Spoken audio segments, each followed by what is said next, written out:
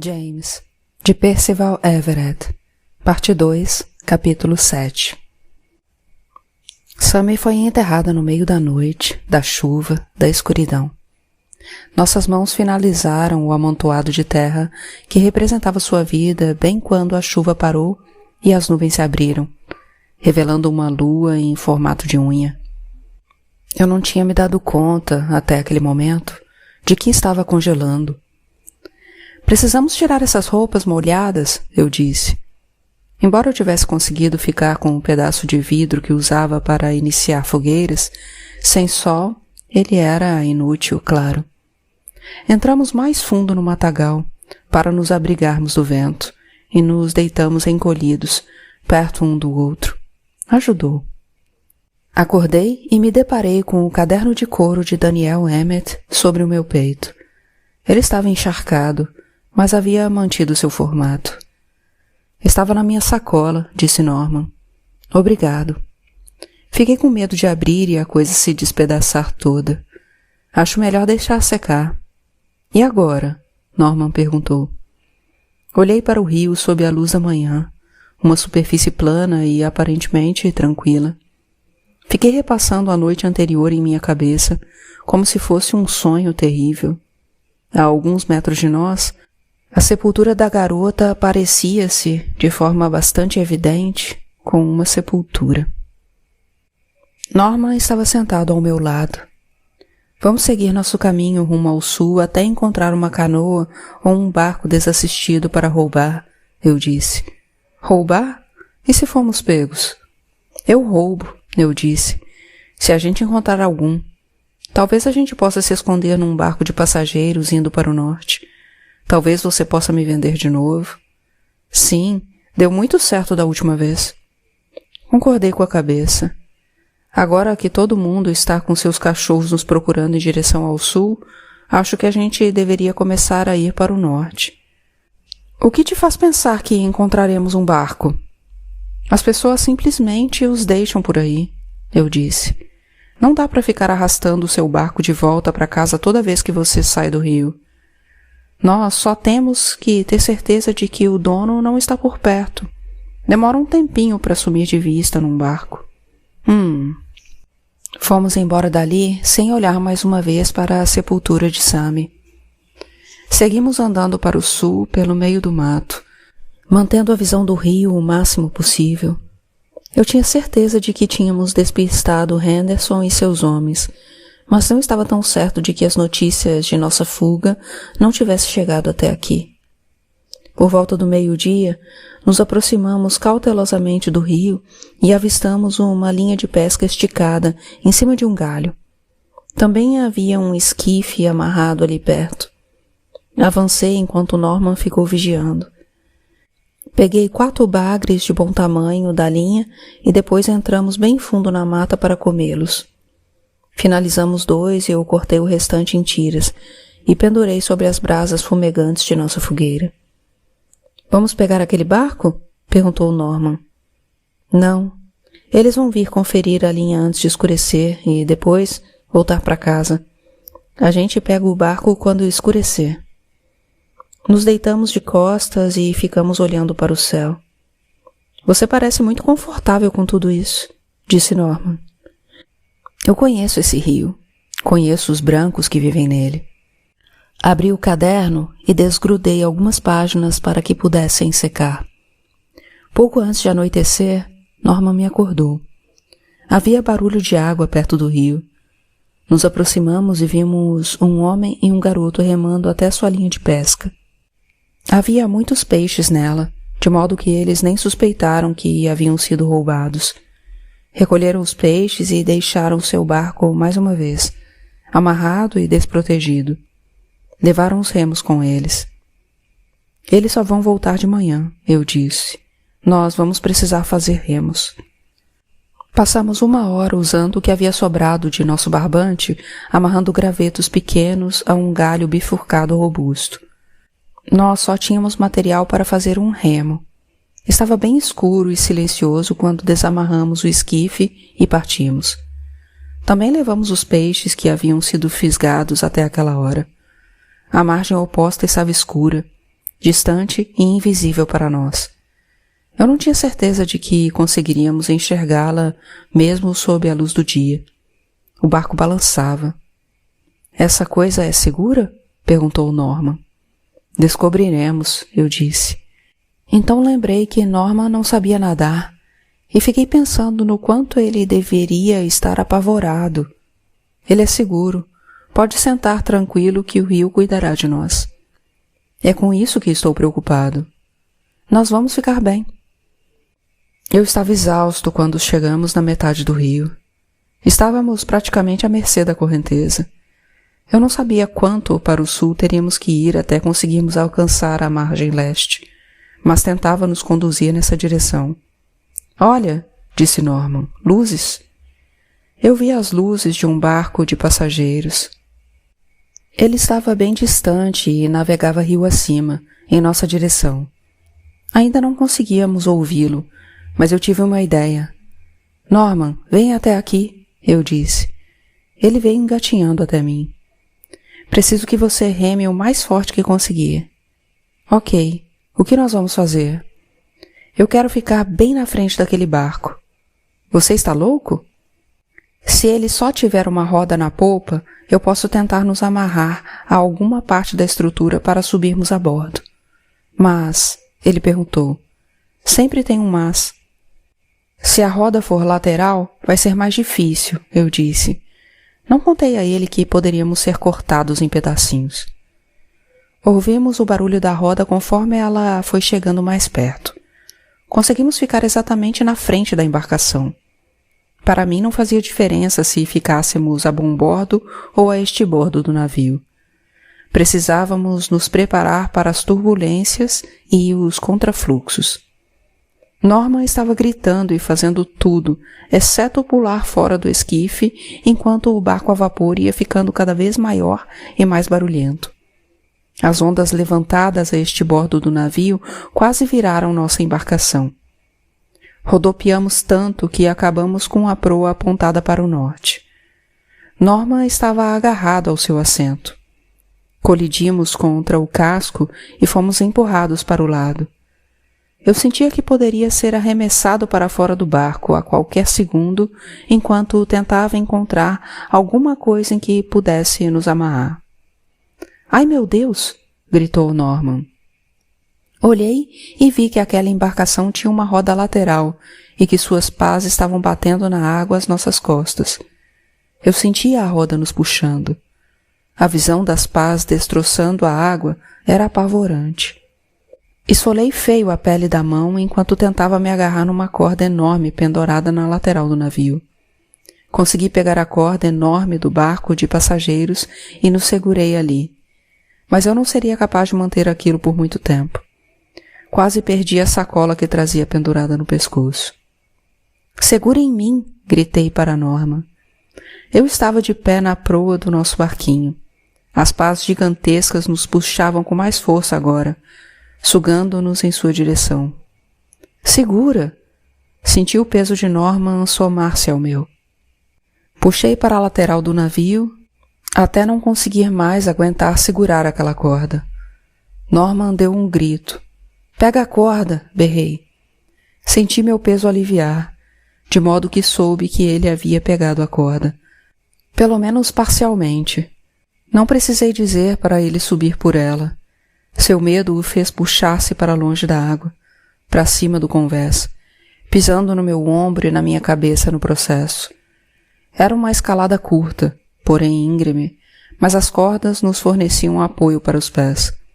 Eu vinha atrás dele, empurrando-o com o máximo de minha força. Olhei para trás e vi nosso pequeno esquife sendo estraçalhado pelas pás da roda. Norman também deve ter visto, porque deu um salto para longe de mim, aterrissando nas tábuas do convés. Fiz um último esforço para subir e depois me deitei ao seu lado. Ai, Jesus, ele ficava murmurando. Jesus não tem nada a ver com nada disso, eu disse, nem para o bem, nem para o mal. Nós estamos vivos? Não respondi. Sentei-me e fiquei olhando ao meu redor. Eu conseguia ouvir muitos passos no piso superior. O teto no andar em que estávamos era baixo, de modo que não podíamos ficar totalmente eretos. Os pés das pessoas lá em cima pareciam estar pisando em nós. Ouvíamos gritos e algumas pessoas comemorando, de uma forma estranha, enquanto elas ficavam olhando para o nosso esquife destroçado. "Misericórdia!" berrou uma mulher. "Estão mortos, com certeza!" gritou um homem. Não havia um gradil na beirada do barco, nem nenhuma proteção. Os sons do rio se revolvendo e das pés batendo na água produziam uma música assustadora. "É melhor nos escondermos", eu disse. Ouvimos alguém se aproximando. Abrimos uma escotilha de madeira e entramos numa peça barulhenta, tão mal iluminada por lamparinas que nada era muito discernível. Nos esgueiramos até as sombras e ficamos aguardando. O barulho do motor era ensurdecedor. Se alguém se aproximasse de nós, jamais saberíamos. Comecei a sentir o alcatrão se enfiando por baixo de minhas unhas, causando uma dor terrível. Capítulo 8. "Quem tá aí?" gritou uma voz por cima do ronco do motor. Havia muito barulho de engrenagens, muitos apitos. "Quem que tá aí?" Um negro de corpo atlético apareceu em meio aos dutos e ficou olhando para mim. "O que você tá fazendo aqui, menino?" Ele estava segurando uma vela num castiçal. Como eu não sabia se havia algum branco por perto, respondi: "Eu tô se escondendo." Norman estava atrás de mim, atrás de um pilar. "Não era para você estar aqui." "Eu sabo." Ele movimentou um pouco sua lamparina e conseguiu ver Norman. "Perdão, senhor, não tinha visto o senhor aí." Norman estava prestes a tranquilizar o homem, mas eu o interrompi com um meneio muito sutil de cabeça. "Meu patrão me trouxe aqui para me amarrar", eu disse. Ele achou estranho eu estar falando e expressou esse sentimento. "Por que você está falando?" Norman entrou na conversa e tomou a frente. "Não fale com meu escravo desse jeito." "Mil perdão, senhor." Ele jogou seu olhar para o chão. "Só não estou entendendo por causa de que vocês estão aqui embaixo. Não era pra ninguém estar aqui, preto ou branco." "O que foi que você disse, menino?" "Nada, senhor." "Agora, sai daqui e me deixa falar com meu escravo." O homem se encolheu e saiu dali. Ficamos vendo-o desaparecer por entre as engrenagens. "Ele não vai conseguir nos ouvir daqui", eu disse. "Por quê? Por que eu me passei por branco para ele?" "Não sabemos se podemos confiar nele", eu disse. "Ele é escravo." "E daí? Tem escravos que não se incomodam de serem escravos. Tomei conhecimento disso recentemente. E se ele for um desses?" Norman olhou na direção do homem. "Não consigo vê-lo." "E se ele falar para alguém?" "Ele não precisa saber que eu sou um fugitivo, que nós somos fugitivos. O que vai acontecer conosco?" "Tem razão. Será que a gente fica esperando aqui embaixo? Você acha que consegue ir lá em cima buscar um pouco de comida para nós?" "Olha para mim." Mesmo naquela penumbra, eu conseguia ver que ele estava todo desgrenhado. Além de estar encharcado, suas roupas estavam imundas como o alcatrão do casco. Ficar olhando para ele daquele jeito renovou a admiração que eu tinha pelo poder da cor de sua pele. Ela sozinha tinha sido responsável por constranger e controlar o escravo na sala dos motores. Mesmo parecendo o mais pobre e miserável dos brancos, Norman ainda impunha medo e respeito. Mas ele não seria capaz de resistir ao escrutínio do tropel de brancos no andar de cima. Embora eles jamais fossem identificá-lo como negro, o veriam como algo ainda pior, um branco muito pobre. O escravo que havia nos abordado retornou ao nosso campo de visão. "Mil perdão, meu senhor, mas eu não posso deixar vocês aqui embaixo. Eu vou ficar muito encrencado por isso", ele disse. Sussurrei para Norman. "Pergunte a ele onde fica o bagageiro do navio." "Onde é o maleiro, menino?" "Quê?" "Não vem com quê pra cima de mim, crioulo. Você me ouviu", disse Norman. O homem olhou para Norman, para suas roupas. Ele estava confuso. O porão, menino. Isso é lá na frente. Ele fez uma pausa. Patrão, eu tenho 2 trabalhos. Um é manter esse fogo aceso e essa cardeira aí fervendo. E o outro é manter os pessoal fora daqui. Então, vai jogar um carvão lá. Norman latiu, com uma autoridade que me surpreendeu e impressionou. Se o Sr. Corey descer aqui e pegar vocês aqui, ele vai me jogar dentro desse fogo. E vocês 2, provavelmente, também. Ele me olhou de cima a baixo, rapidamente. Tu, principalmente, ia parar lá no fogo. Então não fala nada para ele. Agora vai. O homem saiu rapidamente. Foi bom, disse para Norman. Bem inverossímil. Eu odiei fazer isso, ele disse. Eu sei. Eu o empurrei para a frente. Vamos encontrar umas roupas para você. Qualquer coisa será melhor do que o que você está vestindo agora. O tal bagageiro, na parte dianteira, no fim das contas, era uma área aberta na proa do navio. As malas estavam empilhadas de qualquer jeito e acumulavam uma camada de fuligem produzida pelo fogo de carvão. Nós só conseguíamos ver e alcançar o topo da pilha mais próxima de nós, já que a única luz vinha das lamparinas muito distantes de onde estávamos. Então nós simplesmente vamos abrir essas malas? Disse Norman. Você abre. Se ele me vir fazendo isso, vai sair correndo para contar para alguém, eu disse. Norman foi abrindo uma mala após a outra. Algumas ele abriu com a minha faca. Tudo aqui é roupa de mulher, ele disse. Fiquei atento à aproximação do escravo da sala dos motores ou qualquer outra pessoa. Continua procurando, eu disse. Você vai achar alguma coisa. Em poucos minutos, Norman soltou um suspiro de alívio. Encontrei. Então veste. Afastei-me alguns passos e fiquei olhando o homem negro colocando carvão com a pá dentro da fornalha. O reflexo vermelho e laranja das brasas o deixava com uma aparência estranha. Se não de um demônio, pelo menos de um ajudante de demônio.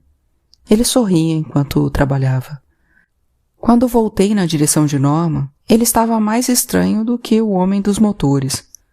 Norman havia encontrado as roupas de um homem menor e maior.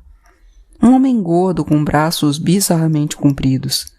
As calças mal chegavam à metade das panturrilhas. Os punhos das mangas do casaco cobriam suas mãos. Ele estava enrolando as mangas enquanto resmungava. — Que foi? — perguntei. — E se o homem lá em cima reconhecer essas roupas? — Deus?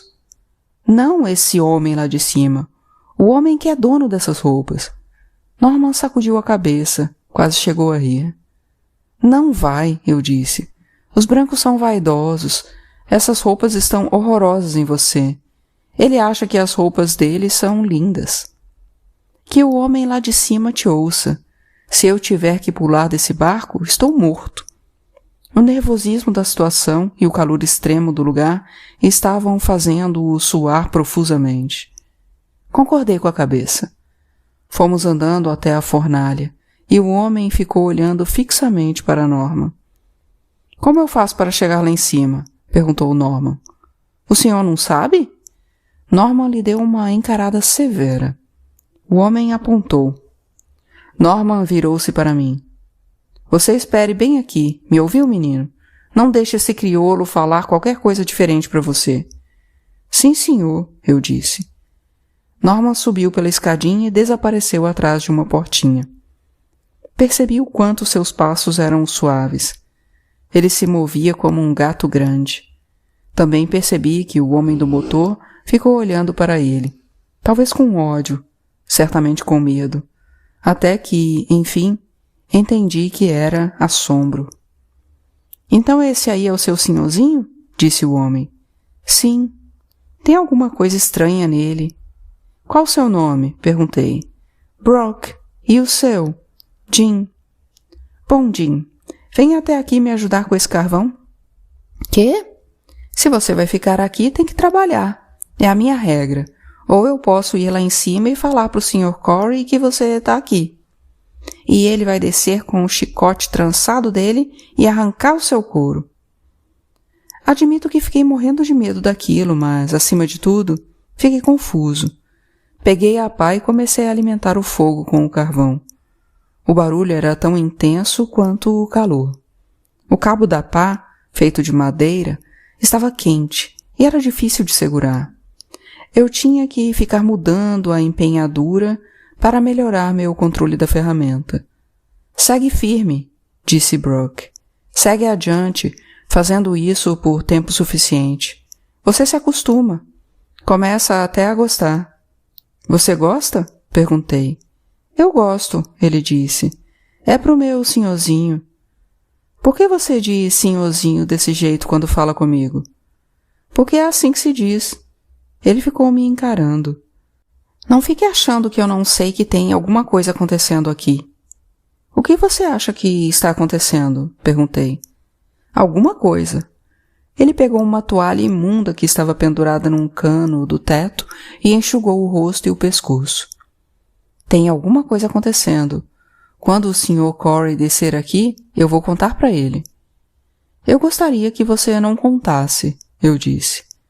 Por que o seu senhorzinho estava aqui embaixo para começo de conversa? Como é que você fala com ele desse jeito? Tem alguma coisa acontecendo aqui. Enfiei mais algumas pás cheias de carvão na fornalha. Quanto mais eu preciso colocar? Perguntei. Nunca é demais. O motor come sem parar. Quanto mais quente está o fogo, mais rápido vai o barco. Você nunca descansa? Perguntei. Eu descanso entre uma e outra pá. E nem dorme? Eu tiro uns cochilos. Ele fez uma pausa. Entre uma pá e outra. A fornalha parecia mais quente do que nunca. Ninguém te ajuda aqui? Você está aqui. Mais ninguém?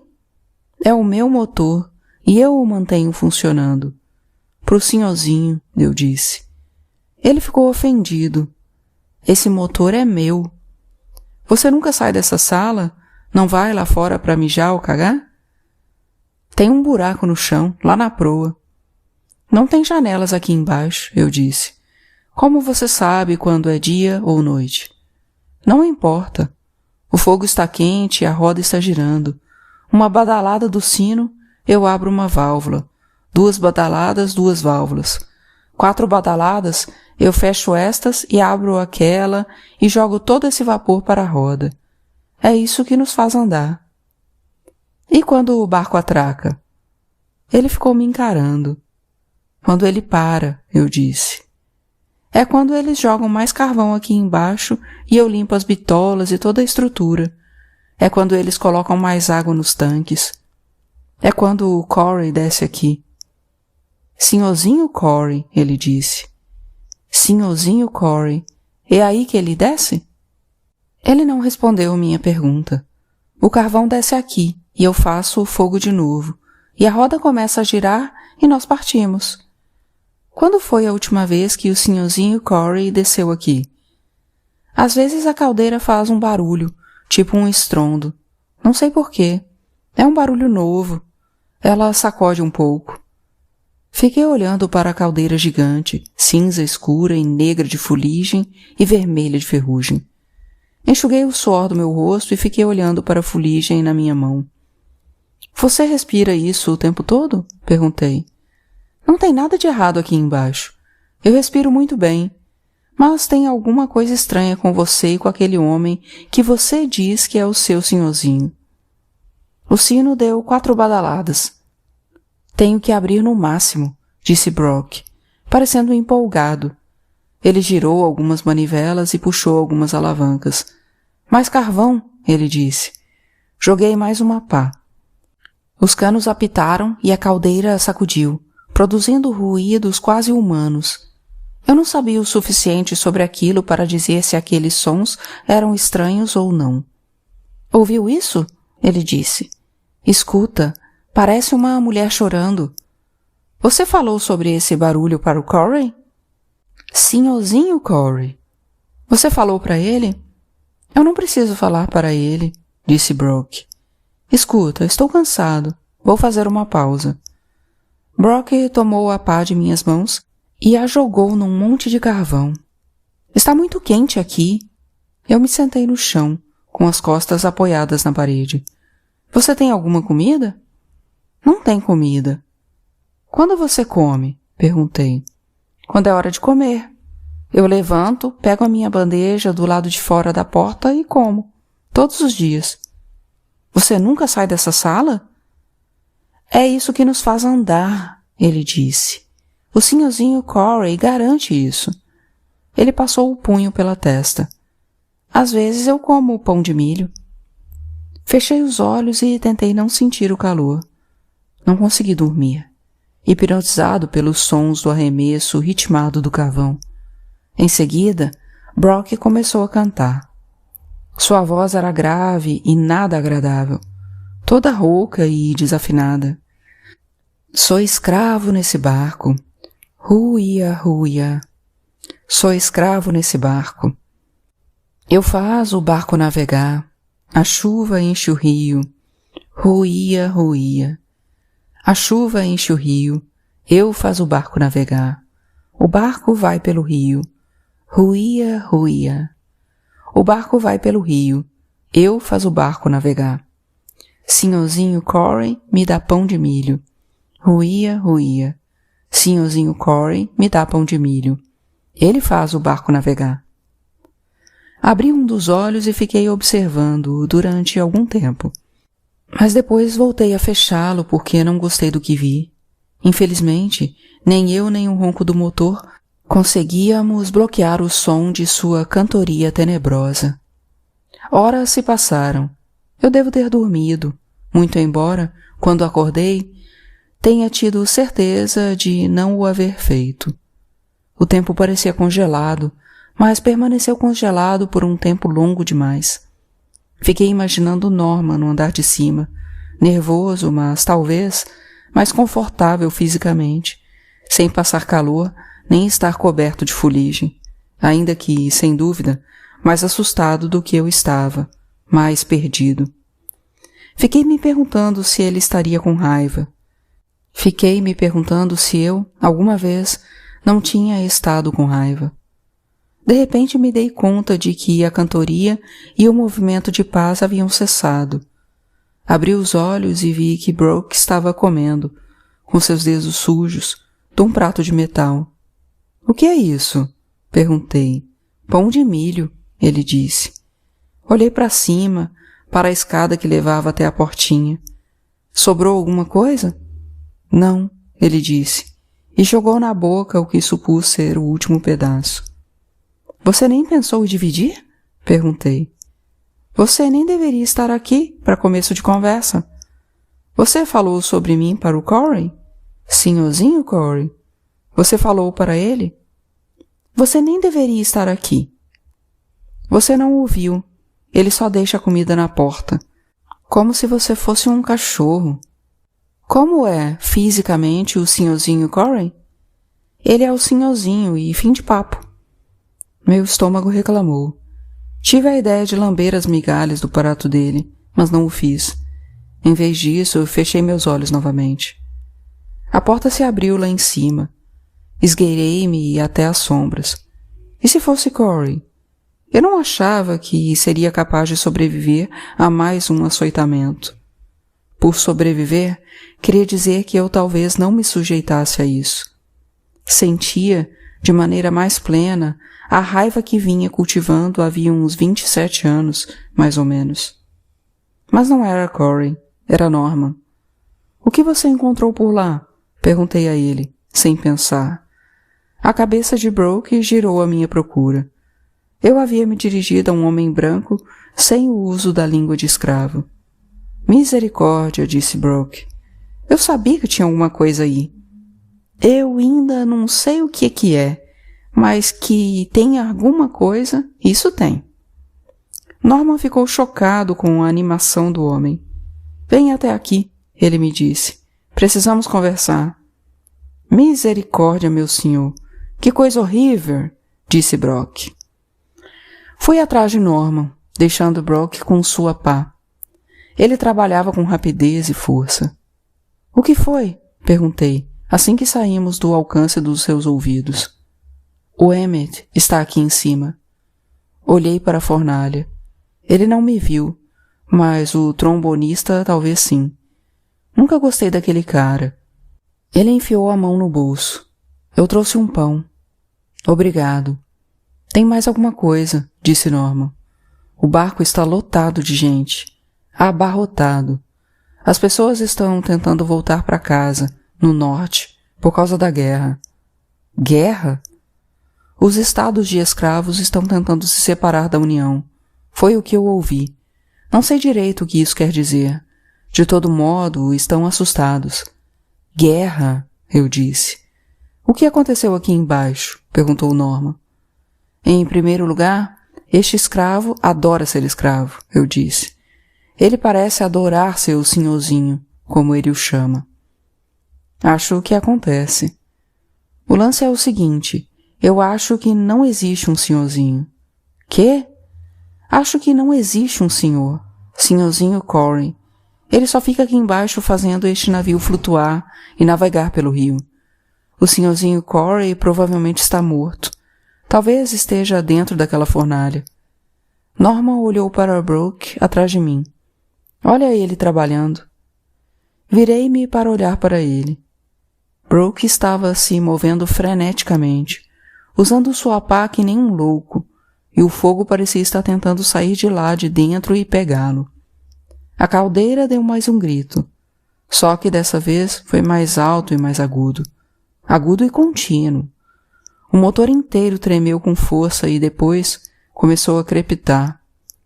O ritmo do motor parecia fora de sincronia com as batidas das pás da roda do lado de fora.